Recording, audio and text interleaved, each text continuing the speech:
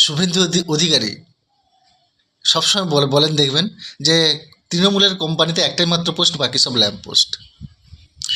তা মমতা ব্যানার্জি বলে দিয়েছেন যে দেখো সৌগত, তাপস, তোমরা হয়তো রাজনীতি করছো আমার দলে অনেক দিন থেকে, কিন্তু চেয়ারটা আমার চাই, ওটা আমার ভাইপোর জন্য রাখতে হবে। কিচ্ছু করার নাই, চুপচাপ থাকো, যা করছি দেখো। তো সেই বুঝে তৃণমূলের যে মুখপাত্ররা রয়েছে তারা সবসময় বলেন দেখবেন, না বললে বিপদ। আমার নেত্রী মমতা ব্যানার্জি, আমার সেনাপতি অভিষেক বন্দ্যোপাধ্যায়ের নেতৃত্বে বাংলার এত অবনতি, মুখে বলেন না, মনে মনে আওড়ান, কিন্তু ভাবেন বলবেন, কিন্তু বলে ফেললে বিপদ। অনেকে বলে ফেলেছেন, দল থেকে ছাঁটাই হয়ে গেছেন। খবরদার বলবেন না, যেখানে আছেন চুপচাপ থাকুন, দেখুন বাংলার কতটা অবনতি ঘটছে। একদিন আবার ফোঁস করে বলে ফেলবেন,